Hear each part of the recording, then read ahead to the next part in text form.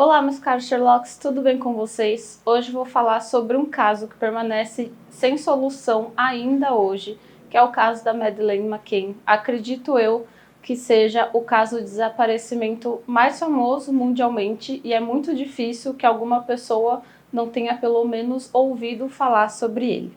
Antes de começar o vídeo, eu vou pedir para você deixar um like, se inscrever no canal e ativar o sininho para receber notificação dos próximos vídeos que eu postar aqui. Qualquer interação o YouTube entende como algo positivo e me ajuda muito mesmo, e cada inscrito para mim é muito valioso. Agora sim, vamos pro vídeo.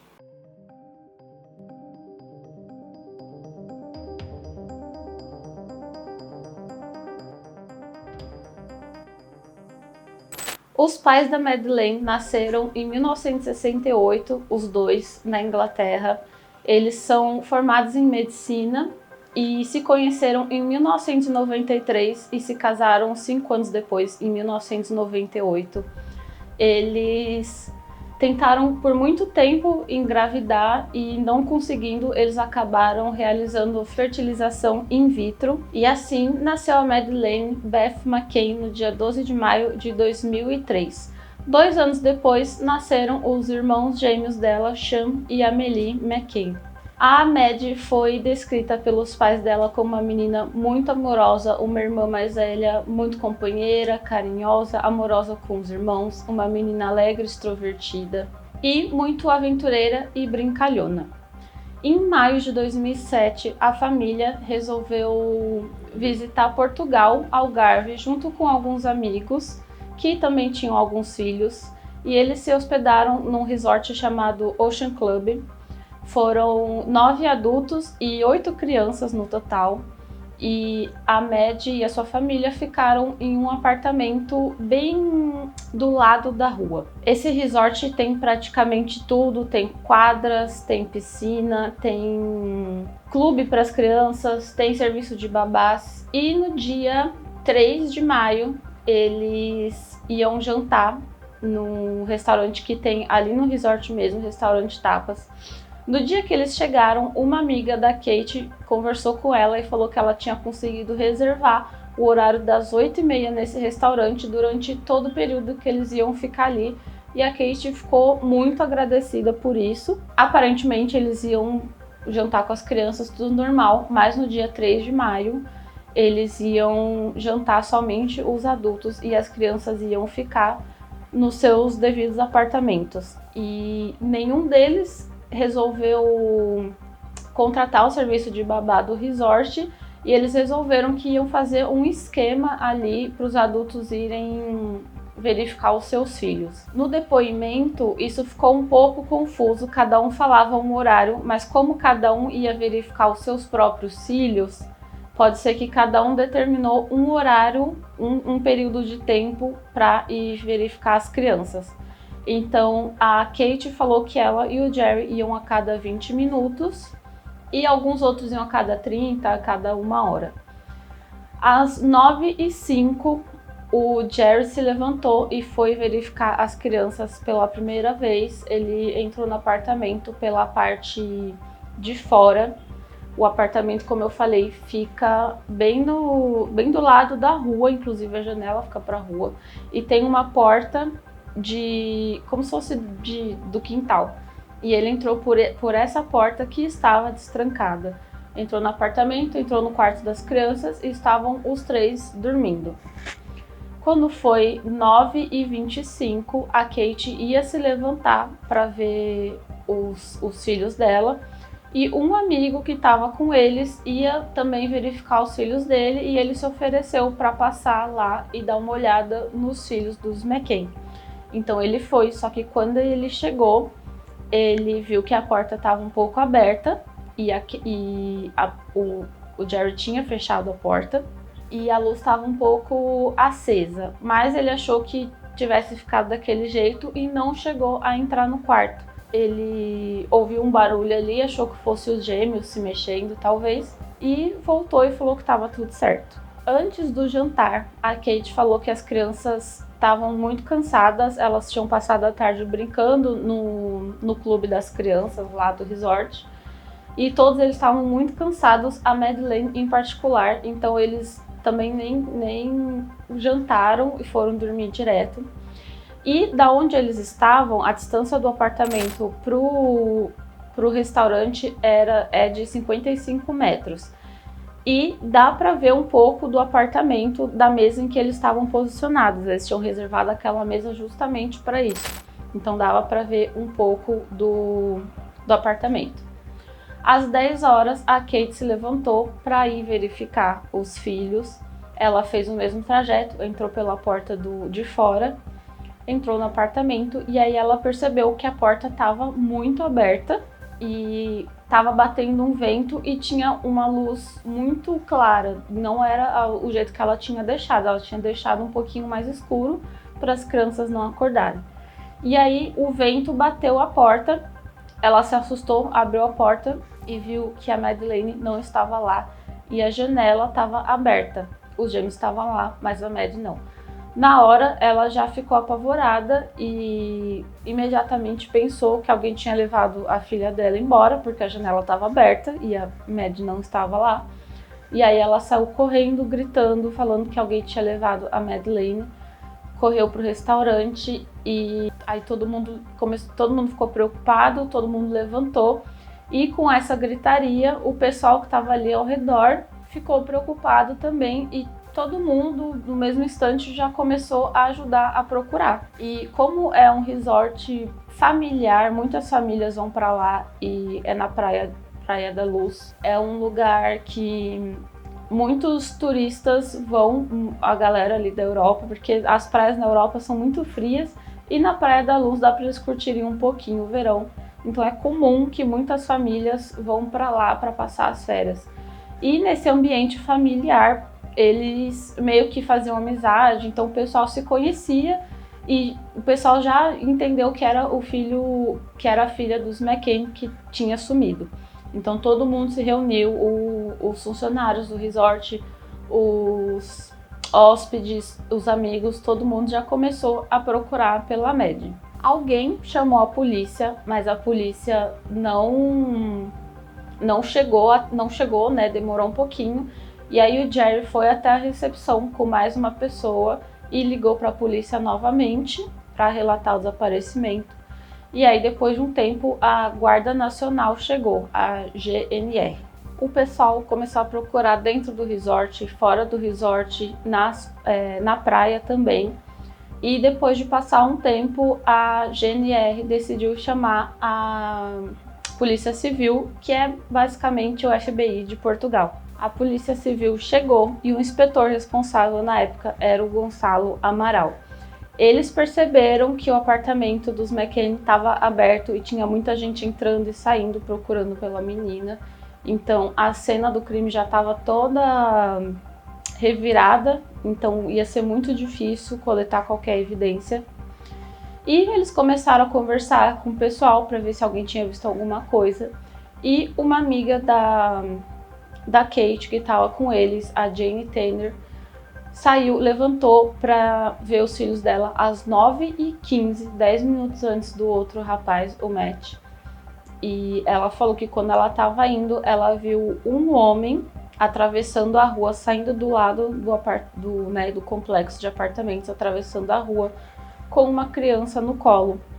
E essa criança era uma menina, estava de pijama, descalça, e ele estava carregando ela no colo, assim, nos braços, não no ombro, como geralmente é. E esse foi a única pista que eles tiveram no momento. Depois, conversando, né, com o pessoal, eles encontraram uma família, e essa foi uma família de turistas também, estava o casal e os filhos. E eles falaram que também viram um homem carregando uma criança mais ou menos às 10 horas da noite em outro ponto da cidade. E dessa vez a criança estava no ombro, mas ele viu esse homem com essa menina e também ela estava de pijama. A amiga da Kate e do Jerry que viu esse homem conversou com a Polícia Civil e tentou passar as descrições para fazer um retrato falado, mas ela não tinha visto o rosto dele. E o retrato falado que a polícia fez foi simplesmente horroroso, foi só o contorno do rosto e cabelo, e eles publicaram assim mesmo, foi assim péssimo. E no dia seguinte já estava toda a mídia ali, o negócio ficou assim, o pessoal ficou sabendo muito rápido. Os jornais, os veículos de informação já estavam lá e a Kate e o Jerry, eles foram dormir mais ou menos 4 da manhã, eles passaram todo esse tempo procurando pela filha deles e levantaram às 6 da manhã e continuaram a busca, praticamente eles não dormiram nada de preocupação. E logo cedinho, antes de todo mundo, antes mesmo até da polícia, eles já retomaram as buscas pela Madeleine. Na manhã do dia 3, o dia que ela foi raptada, a Madeleine estava com a mãe e ela falou para a mãe: "Mãe, por que você não veio quando eu e os meus irmãos estávamos chorando?" E ela não entendeu muito bem, achou que talvez, né, a filha tivesse tido um pesadelo, alguma coisa assim. Mas depois levantou a questão se o sequestrador talvez não tivesse tido lá na noite anterior. E já no começo, a polícia começou a ser criticada, o jeito que eles isolaram o apartamento também. Tudo bem que já tinha entrado muita gente, mas a forma que eles isolaram foi de uma forma muito simples. Eles passaram só algumas fitas e qualquer pessoa que quisesse entrar conseguiria, porque também não tinha ninguém olhando, ninguém guardando o lugar. E o Gonçalo Amaral falou que o desaparecimento de uma pessoa não é considerado crime em Portugal e por isso inicialmente eles trataram as coisas dessa forma. Mas de qualquer jeito é muito bizarro, né? A pessoa desapareceu. Agora a gente vai falar do primeiro suspeito, que é o Robert Murat. O Robert é um rapaz britânico e a casa da mãe dele fica exatamente do lado do complexo de apartamentos. Literalmente do lado, tipo muro com muro. E o Robert, ele não, né, na noite ele não ficou sabendo. No dia seguinte, ele acordou, a mãe dele conversou com ele, falou, né, que estavam fazendo buscas por uma menina, por uma turista que tinha sumido. E aí ele falou, bom, vou lá para, né, tentar ajudar de alguma forma. E ele foi, a princípio não tinha muito o que ele fazer e ele se ofereceu para ser tradutor, né, do pessoal ali, do português para o inglês e vice-versa. Então, a princípio, ele começou a ajudar o pessoal dessa forma. O Robert, ele estava passando por um divórcio e ele tinha uma filha mais ou menos da idade da Mad na época. E a esposa e a filha dele estavam na Inglaterra e ele tinha ido morar com a mãe em Portugal. Depois de um tempo ele começou a ajudar nas buscas também. Ele se reuniu com o pessoal da Guarda Nacional Republicana, da GNR, e começou a auxiliar nas buscas, ia de apartamento em apartamento, perguntando se alguém tinha alguma informação. E depois de um tempo, o pessoal, tanto a polícia quanto os jornalistas e as pessoas que estavam ali ajudando, começaram a perceber que o Robert estava em todo lugar, que todo mundo conhecia ele, todo mundo sabia o nome dele, e começaram a achar, não sei porquê, começaram a achar que isso era suspeito e que o comportamento dele era suspeito. E de alguma forma o Robert se tornou um suspeito para a polícia. Na mesma semana, o Robert estava dirigindo e ele percebeu que ele estava sendo seguido. E ele ligou para a polícia, falou que ele estava sendo seguido, a polícia falou que não eram eles. E ele chamou o delegado para conversar, eles foram para um café, o delegado ofereceu bebida para ele, mas ele tomou um café mesmo, porque ele não bebe. E ele achou curioso, né, como se quisessem tirar alguma confissão dele. E depois ele foi oficialmente chamado para depor. Ele teve a casa dele toda revirada, toda vasculhada, o quintal dele foi todo revirado. Eles procuraram absolutamente tudo, entraram no quarto dele, olharam todas as coisas dele. E ele foi para a delegacia para dar o depoimento dele. E a princípio ele falou, bom, vão, né, vão descobrir que eu sou inocente, que eu não tenho nada, né, eu estava na minha casa com a minha mãe. E eu vou ser liberado, só que não foi isso que aconteceu. Ele falou que ele percebeu que a intenção ali era de que ele se tornasse um bode expiatório, que a polícia fizesse ele confessar, meio que para acabar com o caso logo. Mas não foi isso que aconteceu. Ele tinha certeza da inocência dele e, no fim, ele acabou sendo liberado. O segundo suspeito é o Sergei Malinka. O Sergei é russo, mas os pais dele foram para a Europa para fugir da pobreza, para tentar uma vida melhor. E depois de um tempo ele acabou indo morar em Portugal. Ele tinha 22 anos na época e estava começando uma empresa de informática. E ele tinha alguns computadores na casa dele que eram de clientes. O Sergei viu o caso na televisão, mas ele não estava dando muita atenção para isso até o momento. E, de alguma forma, ele também se tornou um suspeito e a situação piorou quando perceberam que ele tinha uma ligação com o Robert. E, na verdade, o Robert era um cliente dele. O Robert é corretor imobiliário e ele tinha pedido para o Sergei montar um site para ele. Então, a relação deles era estritamente profissional. Então, o Sergei, em um dia, a polícia foi até a casa dele, apreendeu o celular dele, enfiou ele no carro e levou ele para um posto de gasolina e ficaram lá com ele durante algumas horas. E ele percebeu, ele fazia perguntas, mas ninguém respondia nada, e aí ele percebeu que eles estavam esperando um mandato para conseguir entrar na casa dele. Quando esse mandato finalmente saiu, eles levaram o Sergei para a delegacia e entraram no apartamento dele e recolheram alguns computadores. Na delegacia, ele conversou com o pessoal, falou, né, o que ele estava fazendo no dia, até que o Gonçalo Amaral entrou e mostrou uma lista para ele dos telefonemas que ele fez e recebeu no dia 3. E às 11h30 da noite tinha um telefonema do Robert para ele. E ele não se lembrava desse telefonema. Ele falou, não falei com o Robert nesse dia, nessa noite, não me recordo disso, provavelmente perdi a ligação. E o Robert também falou que não se recorda de ter ligado para o Sergei em momento algum e falou que também provavelmente pode ter ligado sem querer. Mas o fato é que existe esse registro da ligação do Robert para o Sergei. E em algum momento ele ouviu a polícia falando que iam culpá-lo pelo desaparecimento da menina. Eles também fizeram uma vistoria nos computadores. Segundo a polícia, eles encontraram material pornográfico em algum desses computadores, mas eles não falaram qual. E embora o Sergei insistisse que era o computador de um cliente dele, a polícia não acreditava. E depois de alguns anos, quando ele foi questionado sobre isso, ele falou que ele não ia falar, não queria falar, porque era um computador de um cliente dele, ele não tinha nada a ver com isso e também não poderia expor os clientes dele.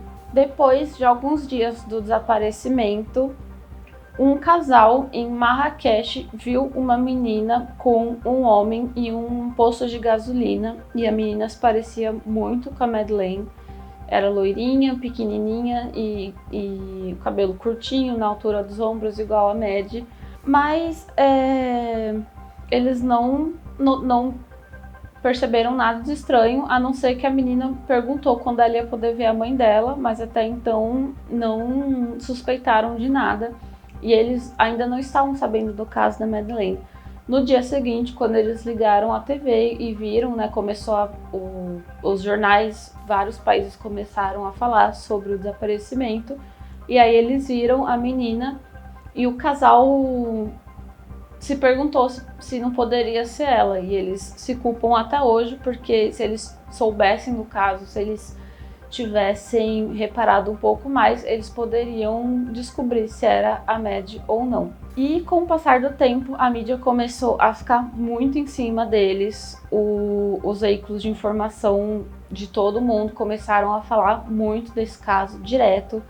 E os portugueses começaram a se questionar se o desaparecimento de uma criança portuguesa teria o mesmo destaque que a Madeleine estava tendo, por ser uma britânica, por ser uma turista. E eles também começaram a questionar todo o dinheiro que o governo português estava gastando com as buscas pela Madeleine, por uma menina britânica. Desde o começo, eles começaram a tratar como se tivesse sido um rapto, e os pais da Madeleine não foram considerados suspeitos no início, mas depois de alguns dias eles passaram a ser suspeitos aos olhos da polícia, sim. Segundo o Gonçalo Amaral, teve essa divergência nos depoimentos deles e dos amigos em relação aos horários que eles iam verificar as crianças, e algumas outras divergências também. Ele falou que o depoimento da amiga da Kate, que viu aquele rapaz, também ficou um pouco bagunçado. E o pessoal começou a se questionar sobre o comportamento do Jerry, falando que ele era muito frio, mas ele é médico cirurgião, ele tem que ser frio e por causa do trabalho dele, e provavelmente é um comportamento que ele não liga e desliga, né? Ele é assim e ponto. E não quer dizer que ele não esteja sofrendo pela filha dele. E a Kate também falou que o Jerry fez um teste e conseguiu abrir a janela pelo lado de fora, mas quando a polícia foi realizar esse teste, eles não conseguiram abrir. A polícia e até alguns jornalistas começaram a questionar também o que os McCann falaram de conseguir enxergar o apartamento deles. Com o avanço da investigação, eles resolveram contratar um especialista que trabalhava com cães farejadores, e eram 2 cães, Aquila, que era treinada para farejar sangue humano, e o Ed, que era treinado para farejar cadáver humano. E eles realizaram testes com esses 2 cachorros no apartamento e depois nos carros alugados da família, dos amigos, do Robert e do Sergei. No apartamento, Aquila farejou atrás do sofá, no quarto do casal, e o Ed não farejou nada. E nos carros, o Ed e Aquila farejaram no mesmo lugar, na porta do motorista do carro alugado e no porta-malas. E nos outros carros eles não farejaram nada, não encontraram nada. E eles também fizeram esses testes com algumas roupas e pertences dos McCann e de outros envolvidos.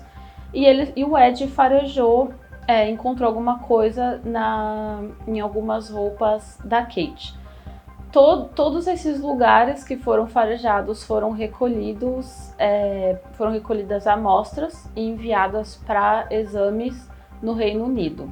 Também é dito que encontraram uma seringa no apartamento dos McCann, e a polícia questionou se eles deram remédio para as crianças dormirem, mas os 2 negaram, e a polícia começou a criar uma teoria de que os McCann tivessem dado remédio para as crianças dormirem e erraram a dose, e a Madeleine acabou falecendo e eles se livraram do corpo dela. Mas os 2 são médicos, eles não errariam a dose se eles tivessem dado qualquer remédio para os filhos deles. Posteriormente, o pai da Kate deu uma entrevista e ele falou que pode ser que eles tivessem dado um remédio para dor e febre, Captol, que geralmente os pais dão para as crianças, mas que isso não era uma verdade absoluta, poderia ser, ele não estava confirmando nada. O fato é que durante todo o tempo que o pessoal fez as buscas ali, toda aquela movimentação de gente entrando e saindo do apartamento, os gêmeos não acordaram. Eles dormiram mais ou menos 6 horas seguidas e não acordaram por nada. E o Gonçalo falou que a Kate a todo momento estava conferindo os gêmeos, vendo se eles estavam respirando, se eles estavam bem. E foi isso que levantou também uma suspeita dele com os McCann. Por outro lado, a Kate ficou preocupada se o sequestrador da Madeleine não tivesse dado remédio para os gêmeos e até mesmo para a própria Mad, para facilitar ele na hora de tirar a menina do quarto, né? Para os gêmeos não gritarem, não acordarem, porque não era comum que eles dormissem tanto tempo assim e com tanta movimentação, tanto barulho no quarto e eles simplesmente apagados ali, não era comum. Bom, o relatório inicial foi enviado do Reino Unido para Portugal e tinha algumas ressalvas. Eles falaram que não era o relatório final, que ainda faltavam alguns exames, mas esse relatório foi traduzido do inglês para o português e algumas partes essenciais, como o fato do relatório não estar pronto, foi enviado para a polícia e a polícia tomou isso como uma verdade. E não só isso, as informações do relatório foram vazadas e no dia seguinte todos os jornais e manchetes estavam falando que os pais da Madeleine tinham assassinado ela e se livrado do corpo. Esses exames mostravam uma porcentagem das amostras que batia com o DNA da Mad, alguma coisa assim. Era alguma coisa que era suspeita, mas, como disse, não era nada, não era o relatório final, ainda faltavam algumas coisas. Depois, quando o relatório final foi enviado, a teoria que se criou foi que eles medicaram os cílios, a Madeleine acabou falecendo, eles esconderam o corpo dela em um refrigerador e depois retiraram o corpo dela, enfiaram no carro e se livraram do corpo. Só que eles esqueceram que desde o primeiro momento, assim que a Kate viu que a Madeleine não estava no quarto, ela já saiu correndo e começou a falar, né? Começou a falar com todo mundo que a filha tinha desaparecido. E logo no começo, um monte de gente começou a entrar no apartamento. E a partir daí, eles não tiveram paz por nenhum segundo. Eles estavam acompanhados 24 horas. Não teria como eles deixarem o corpo da menina dentro da geladeira e com o pessoal entrando ali dentro da geladeira com, né, tipo, a polícia passou ali, olhou tudo, eles com certeza abriram a geladeira. E durante todo esse tempo, sem contar que depois de alguns dias o corpo ia começar a emitir os odores normais de um cadáver. Mas essa foi a teoria que foi criada e muita gente acredita nisso até hoje. Chegou num ponto que a Kate e o Jerry estavam sendo atacados por todos os lados e as pessoas questionando por que eles ainda estavam em Portugal, por que eles não iam embora para a terra deles. E é muito compreensível que com uma filha desaparecida você não quer ir embora, você não vai voltar para sua casa sem a sua filha. Mas depois de tanta pressão e tanto ódio, né, emanado por algumas pessoas, eles decidiram que voltar para a Inglaterra seria melhor no momento. Então eles pegaram os gêmeos e retornaram para casa. Mas, ao contrário do que estava acontecendo com algumas pessoas em Portugal, ainda tinha bastante gente que apoiava eles. Quando eles chegaram na cidade deles, eles foram muito bem recebidos, os vizinhos e as pessoas que conheciam eles são muito católicos, eles frequentam a igreja, então eles conhecem bastante gente na cidade. Então todo esse pessoal acolheu os McCain e eles tentaram protegê-los de toda a exposição da forma que eles conseguiam e pediam para os jornalistas deixarem eles em paz. Então esse apoio acredito que tenha sido muito importante para eles também. Depois de mais ou menos 4 meses do desaparecimento, um milionário chamado Brian Kennedy entrou em contato com os McCain, oferecendo ajuda monetária para a investigação do caso e, obviamente, eles aceitaram de bom grado e ficaram muito gratos com isso. Após 150 dias do desaparecimento, no dia 10 de setembro, o Gonçalo Amaral enviou um relatório de 9 páginas apontando a Kate e o Jerry como os responsáveis pelo assassinato e pelo desaparecimento da própria filha. Ele também falou que os dois se recusaram a participar da reconstituição, mas tem um documento comprovando que os dois se disponibilizaram sim para realizar a constituição do dia em que a Maddie desapareceu. Após alguns meses, o relatório final daquelas amostras foi finalmente concluído e enviado, e o resultado é que as amostras eram muito pobres para serem analisadas, então o resultado foi inconclusivo. A primeira amostra, a do apartamento, mostrou que poderia conter vestígios do DNA da Madeleine, mas não era possível concluir se esse DNA era proveniente somente de uma pessoa. A segunda amostra não tinha nenhum vestígio de DNA da Maddie, e a terceira amostra, que foi do carro, poderia conter alguns vestígios do DNA dela, mas poderia ser também da mãe, do pai ou dos irmãos, já que todos eles compartilham o mesmo DNA. Claro que para o Gonçalo esses resultados foram manipulados, e a advogada do casal falou mais de uma vez que eles alugaram esse carro somente 25 dias depois do desaparecimento da Madeleine.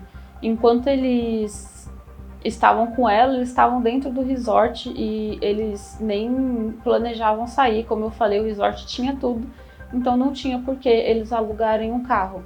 Mas com o desaparecimento, eles tendo que sair e ir para a delegacia e tudo mais, eles acabaram alugando o carro. Então não poderia ter qualquer vestígio dela ali se o carro foi alugado 25 dias depois. Depois de 152 dias, o Gonçalo Amaral criticou a polícia britânica, falando que eles faziam tudo o que os McCann queriam. E depois, acho que no dia seguinte mesmo, ele foi demitido do cargo dele e um outro chamado Paulo Rebelo assumiu o seu lugar. E o Brian Kennedy, com consentimento da Kate e do Jerry, contratou um detetive particular chamado Julian Peribanes. O Julian investigou bastante o Robert e o Sergei, que eram os primeiros suspeitos, na verdade os únicos suspeitos do caso, né? E a conclusão dele foi que eles não tinham nada a ver com o caso. Ele investigou muito bem. E depois de um tempo eles disponibilizaram um número de telefone para que as pessoas pudessem ligar caso tivessem alguma pista. Infelizmente, muitas coisas eram sem sentido e a maioria das ligações vinham de médiums, falando que tiveram alguma visão, algum comunicado, alguma coisa assim, e não levou realmente a lugar nenhum. E essa investigação do Julian, infelizmente, não, pro caso da Madeleine, eles não conseguiu nenhuma evidência, não foi para lugar nenhum. Mas em contrapartida, o Julian ele teve que ver muito material envolvendo infantil e ele acabou descobrindo bastante coisa.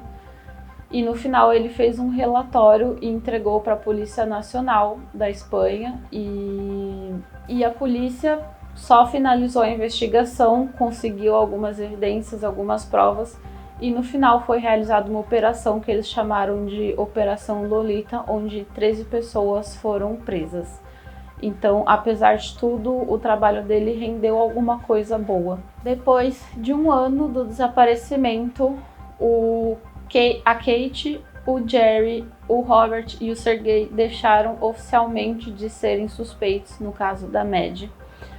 E o Gonçalo lançou um livro onde ele conta a visão dele do caso e acusa mais uma vez os pais de terem assassinado a filha e sumido com o corpo dela. E ele lançou também um documentário que passou em Portugal em rede nacional e todo mundo assistiu, todo mundo parou para assistir. E quem já desconfiava dos dois e não gostava deles, só aumentou o ódio que essas pessoas tinham pelo casal. Quem estava do lado deles, quem acreditava neles, só lamentou pelo documentário, que foi bem tendencioso e tinha até algumas atuações exageradas. O Jerry e a Kate entraram com uma ação contra o Gonçalo, pedindo apenas que a venda dos livros e que o documentário não fosse mais exibido, que a venda fosse pausada e que o documentário não fosse mais exibido. E eles chegaram a ganhar o documentário. Foi feita uma pausa nas vendas e na exibição do documentário, mas essa sentença cabia recurso e eles recorreram, obviamente, e a pausa foi revogada, então as vendas continuaram e o documentário também ficou livre para ser exibido. Quando eles deixaram de ser suspeitos, a polícia portuguesa fez uma pausa nas investigações até que aparecessem novas evidências. Em 2011, a Kate e o Jerry enviaram uma carta para o primeiro-ministro solicitando que ele considerasse iniciar uma investigação, e foi feita uma votação e todos foram a favor. Então a polícia britânica ia iniciar a sua própria investigação e eles enviaram alguns pedidos para a GNR pedindo auxílio, e a própria GNR resolveu retomar a investigação deles, e acabou que as duas polícias se uniram para começar essa nova investigação. E dessa vez não ia ter ninguém da equipe anterior, era todo mundo novo, ninguém que tinha participado na primeira investigação estaria nessa nova equipe. Entretanto, em 2017 foi feita uma denúncia anônima e posteriormente essa pessoa foi identificada. É um homem chamado Helge Busching. Ele falou que morou em Portugal durante algum tempo e ficou amigo de um homem alemão, e esse homem teria dado a entender que sabia alguma coisa sobre o caso da Madeleine. E aparentemente essa denúncia foi feita inicialmente em 2008, quando rolou uma conversa entre os dois. Eles estavam em uma festa, em uma balada, e surgiu o assunto do desaparecimento da Madeleine. E o Helge comentou como que uma criança desaparece assim, sem deixar vestígios, e esse homem alemão chamado Christian Bruckner teria respondido: ela não gritou.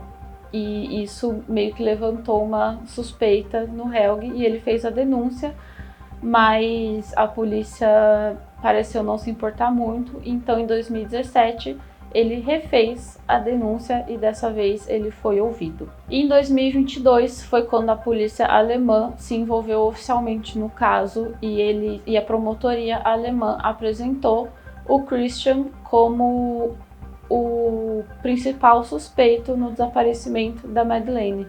Só que o Christian, na época, já estava preso pelo estupro e assassinato de uma senhora de 72 anos que ele cometeu em Portugal. O Christian nasceu na Alemanha em 1976. Ele foi colocado para adoção ainda bebê, foi abandonado pela sua mãe e foi adotado por um homem. Só que depois de um ano da adoção, esse homem acabou sofrendo um acidente de carro muito feio e ficou impossibilitado de cuidar do Christian e acabou devolvendo ele para o orfanato, devolveu ele para adoção. E a infância dele não foi fácil, mas entre os 15 e 18 anos ele abusou pela primeira vez de uma criança, e aos 19 anos ele decidiu se mudar para Portugal. O curioso é que o seu endereço em Portugal era apenas 10 km de distância do Ocean Club, do complexo de apartamentos que a família McCain estava hospedada. E em maio de 2007 ele voltou para a Alemanha e comprou um terreno onde ele passou os próximos 7 anos. E em 2014 ele foi preso em um apartamento alugado onde ele estava com uma câmera onde tinha mais ou menos 400 imagens e vídeos de pornografia infantil. E posteriormente, quando esse terreno que ele comprou foi revistado, eles encontraram vários cartões de memória e HDs também contendo conteúdo de pedofilia e zoofilia. Ele foi preso por conta desse crime que ele cometeu em Portugal e recentemente ele foi absolvido de outros 5 casos e deve ficar preso até setembro de 2025. Oficialmente ele não foi indiciado pelo caso da Madeleine, por enquanto ele é apenas um suspeito. E a polícia alemã fala que tem algumas evidências, algumas provas que o relacionam com o caso, mas que eles não podem falar muito a respeito e por enquanto é isso. A gente não tem mais informações sobre ele, mas a Discovery fez um documentário sobre toda a história dele, sobre a infância dele, mas por enquanto é só isso que a gente tem. No início de 2023, uma jovem polonesa chamada Julia Wandelt criou uma conta no Instagram chamada I Am Madeleine McCann. E nessa conta ela começou a compartilhar algumas fotos dela, da infância dela, e começou a falar que ela era a Madeleine. Ela disse que durante as sessões de terapia dela, ela começou a perceber que ela não tinha muitas memórias da infância dela, que algumas coisas eram muito bagunçadas, mas ela tem uma memória de que ela sofreu abuso sexual na infância. E ela começou a suspeitar de ter sido adotada. Então ela começou a conversar com a família dela, pedir fotos da mãe dela grávida, fotos dela bebê, mas a família dela nunca mostrou nada e aí a suspeita dela começou a aumentar. E ela decidiu procurar na internet casos de desaparecimento e foi quando ela encontrou o caso da Madeleine. Segundo ela, na Polônia, esse caso não ficou muito famoso, não foi muito noticiado, então ela não conhecia. E ela se identificou com a Madeleine, apesar de ter uma diferença essencial, que é a Madeleine tem um coloboma no olho, que é aquela marquinha na íris dela, que ficou bem famosa também, quando os pais dela comentaram. A Julia não tem, e apesar disso, ela acreditava que ela poderia ser a Madeleine. E ela conseguiu, em um programa de TV, que fizesse um teste de DNA, mas tanto a família dela quanto os McCann se recusaram a oferecer qualquer amostra. E mesmo assim ela fez um teste e foi comprovado que ela tem origem polonesa sim, então ela não poderia ser a Madeleine.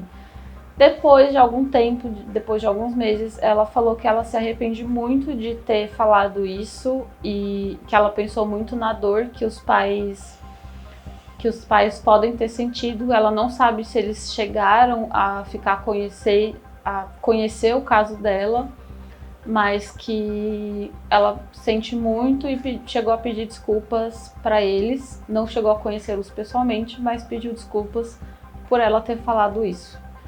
O caso da Julia também é bem esquisito, mas por enquanto é isso, ela não foi comprovado que ela não é Madeleine. Bom, a gente está em 2024 e a gente não tem nenhuma pista, nenhuma evidência sobre o que aconteceu com a Madeleine. O caso ainda é uma grande interrogação. O único suspeito que se tem é o Christian, mas ele não foi indiciado ainda, então praticamente não se tem nada. Eu não consigo nem imaginar a dor e o sofrimento desses pais que não têm pista nenhuma sobre a filha deles. E sinceramente eu não acho que eles são culpados, não acredito nisso. O que eu acredito é que é um choque de cultura muito grande. Aparentemente é normal, ou pelo menos era normal na Inglaterra, os pais deixarem os filhos sozinhos por algum tempo e talvez por sentirem segurança, coisa que em Portugal não era e muito menos aqui no Brasil, nem louco que a gente faz isso. Mas para eles era normal e eles estavam dentro de um resort, eles estavam de férias. Quando a gente está de férias, a gente meio que desliga a preocupação também. A gente acha que porque a gente está de férias, está todo mundo de férias. e acaba desligando a preocupação. Então, eles estavam no resort, então tecnicamente eles estavam seguros, eles achavam que os filhos estavam seguros, e a inocência acabou falando alto e aconteceu o que aconteceu. Também acho que seria muito difícil eles esconderem o corpo da filha deles por, sei lá, 3, 4 dias dentro de uma geladeira, com todo mundo entrando e saindo do apartamento, e depois colocar esse corpo num carro com todo mundo filmando e fotografando eles sem parar 24 horas. É praticamente impossível. E geralmente em casos assim, quando os próprios pais são os culpados, se descobre muito rápido, porque os pais não são profissionais, eles não sabem esconder evidências, né? Eles acabam ficando desesperados e fica mais evidente. Que foi, por exemplo, o caso dos Nardoni, que se descobriu muito fácil que o Nardoni e a madrasta eram os culpados. Então não teria como eles realizarem toda essa manobra com a mídia colada neles. Para mim foi só uma inocência mesmo, que acabou sendo o pior erro da vida deles. Bom, gente, o vídeo foi esse. Eu espero que vocês tenham gostado. Deixem aqui nos comentários o que vocês lembravam desse caso, se vocês acreditam nos McCann, se vocês acreditam que eles são os culpados. Lembrando que qualquer interação é muito bem-vinda, desde que seja com muito respeito. E eu agradeço muito a atenção de vocês até aqui e até a próxima.